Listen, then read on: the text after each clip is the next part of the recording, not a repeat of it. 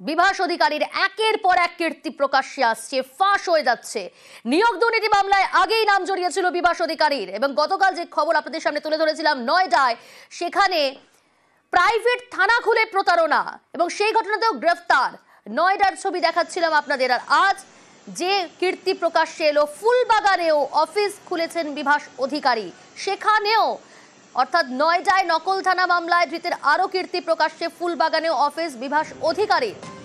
পরপর তিনটি ছবি আপনাদের সামনে আমরা তুলে ধরেছি, দেখাচ্ছি নয়ডার ছবি, পাশাপাশি ফুলবাগান। এই মুহূর্তে যে ছবি দেখাচ্ছি আপনাদের ফুলবাগানের যে অফিস সেখানকার ছবি দেখাচ্ছি। আগে আন্তর্জাতিক পুলিশের হোর্ডিং ছিল, রাতারাতি বদলে সেটা করা হলো সামাজিক বিচার সামাজিক তদন্তের বোর্ড। অর্থাৎ সকাল হতেই উধাও নয়া বোর্ডও। তিনটি ছবি আপনাদের সামনে তুলে ধরলাম।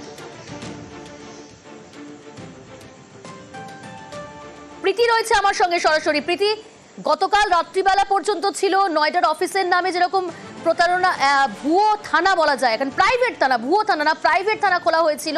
এবার ফুলবাগান, সেখানেও দেখা গেল যে সেখানেও একটা প্রাইভেট থানা এবং একটা সাইনবোর্ড। রাত পেরিয়ে সকাল যখন হলো, চেঞ্জ হলো, এবং সকালেও সেই নয়া বোর্ড উধাও।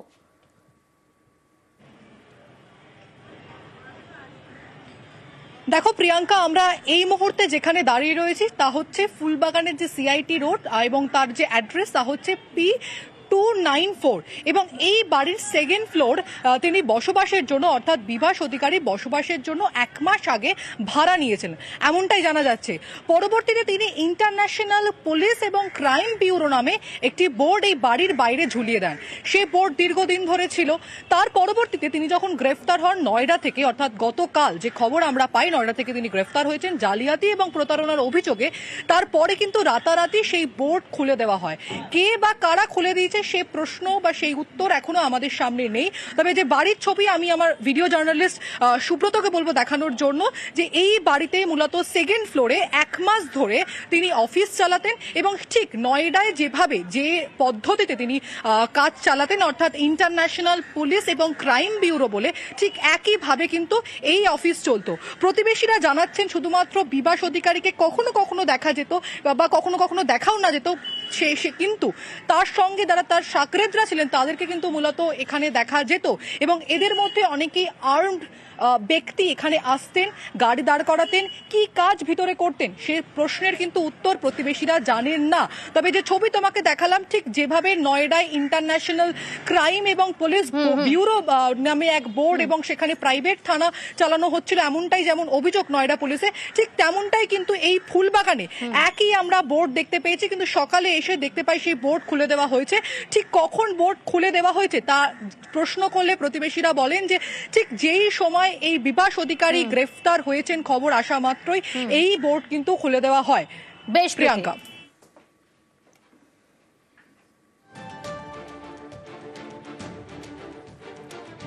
এটা ন্যাশনাল পুলিশ অফিসার, এখানে ওই ইনফরমার, হ্যাঁ ও দিল্লি গেছে, স্যার দিল্লি গেছে, নতুন এসে 1 মাস হচ্ছে, হয়তো বোর্ড লাগাই আছে।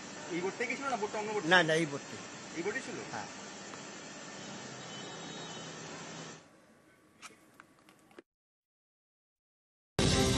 আজ দিল্লিতে কমিশন ঘেরাও বিরোধীদের। এসআইআরে কারচুপির অভিযোগের সরব তৃণমূল সহ বিরোধীরা। বিজেপির বিরুদ্ধে কমিশনকে ব্যবহারের অভিযোগ। সংসদের মকরদ্বারে জমায়েত, বিরোধী সাংসদদের নির্বাচন কমিশনের সামনে পর্যন্ত মিছিল ঘেরাও। আজ দিল্লিতে কমিশন ঘেরাও বিরোধীদের। এসআইআরে কারচুপির অভিযোগের সরব তৃণমূল সহ বিরোধীরা। বিজেপির বিরুদ্ধে কমিশনকে ব্যবহারের অভিযোগ। সংসদের মকরদ্বারে জমায়েত, বিরোধী সাংসদদের নির্বাচন কমিশনের সামনে পর্যন্ত মিছিল ঘেরাও। আগেই এই নির্বাচন কমিশন দপ্তর ঘেরাওয়ের বার্তা দিয়েছিল তৃণমূল কংগ্রেস।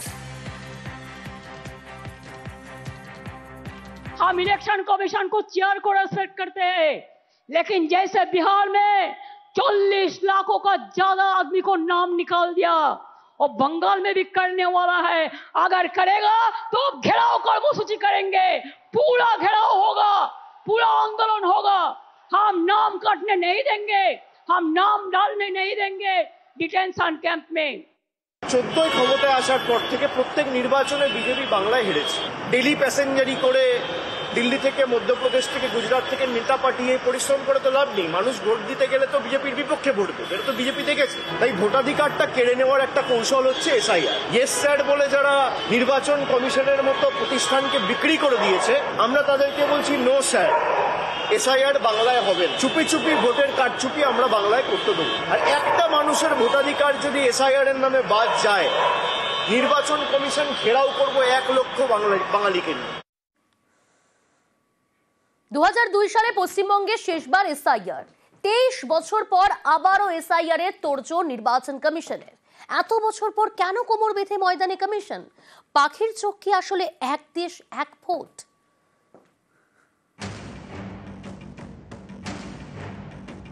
ভোটার তালিকার বিশেষ নিবিড় সংশোধন, স্পেশাল ইন্টেন্সিভ রিভিশন। পশ্চিমবঙ্গে শেষবার এসআইআর হয় 2002 সালে। তারপর হয়ে গিয়েছে 5টি লোকসভা ভোট, 4টি বিধানসভা ভোট। এতগুলো বড় ভোটের পর হঠাৎ এখন কেন পশ্চিমবঙ্গে এসআইআর এ তোড়জোড় করছে কমিশন? এক দেশ এক ভোটের লক্ষ্যেই কি এই পদক্ষেপ? 2029 সালে লোকসভা ভোট, তার আগে কি একে একে রাজ্যগুলিতে এসআইআর করতে চাইছে কমিশন? যেসব রাজ্যের সামনে বিধানসভা ভোট, সেগুলি কি আগে বেছে নেওয়া হচ্ছে? তাই কি বিহারের পরে এবার বাংলায় এসআইআর? আমরা চাই না কোনো প্রকৃত ভোটার সে বঞ্চিত হোক তার ভোটদানের থেকে, কেননা এটা একটা মৌলিক অধিকার। এবারে বিহার থেকে 65 লক্ষ নাম্বার, আমরা চাই না এই ধরনের অগণতান্ত্রিক পদ্ধতি। 2002 সালে শেষবার পশ্চিমবঙ্গে এসআইআর হয়, তখন ছিল বামফ্রন্ট সরকার। তখন ভোটার লিস্টের যে summary revision, intensive summary revision হয়েছিল, সেই ইন্টেনসিভ রিভিশনের মূল কথাটা ছিল একটা নো মাদার লিস্ট। এবারে বাড়ি বাড়ি গিয়ে, ডোর টু ডোর গিয়ে enumeration on behalf of ECI, সেটা সবটা করেছেন তাই। 7,64,00,000 ভোটার, এগুলি চেঞ্জ হচ্ছে ক্রমশ। যেমন কয়েকদিন আগে ছিল 7,63,96,165, এটা জানুয়ারি মাসের 25 তারিখে যেমন ভোটার তালিকা প্রকাশ করেছে।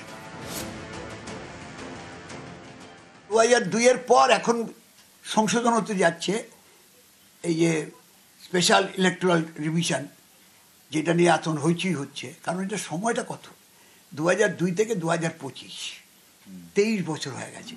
হওয়ার কথা ছিল 10 বছরের মধ্যে, হচ্ছে 23 বছর।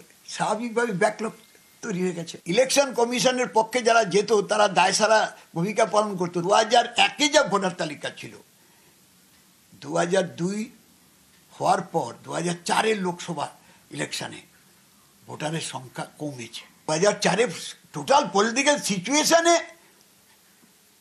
এনডিএ পরাজিত হয়েছে, ফলে বাজপেয়ী হেরেছে ব্যাপকভাবে। সেখানে পশ্চিমবাংলায় ব্যাপকভাবে বামপন্থীরা জিতেছে, বিজেপির কোনো প্রশ্নই নেই।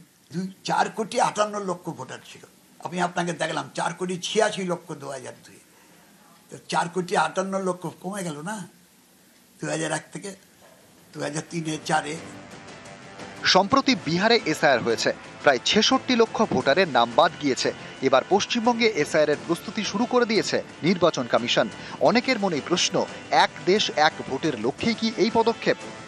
এক দেশ এক ভোট একটি আলাদা বিষয়, এসআইআর একটা আলাদা বিষয়। এসআইআর নির্দিষ্ট সময় পর পর ভারতবর্ষে হয়। এবারও নির্বাচন কমিশন ঘোষণা করেছেন যে ভারতবর্ষের বিভিন্ন স্টেটে এসআইআর হবে। 2002-03 সালে আপনার নাম যদি ভোটার লিস্টে থেকে থাকে, এবারও থাকবে। আপনি বলছেন আমার বাবা মার নাম নেই আর আমি হঠাৎ করে আকাশ থেকে টপকে গেছি, এটা তো হতে পারে না। হ্যাঁ, হতে পারে অনেকে উদ্বাস্তু বাংলাদেশ থেকে এসেছেন, ধর্মীয় কারণে প্রতারিত হয়ে, অত্যাচারিত হয়ে, তাদের সিএ আছে, সিএতে অ্যাপ্লাই করুন, সিএ এর মাধ্যমে নাগরিকত্ব পান, ভোটার লিস্টে নাম ওঠান।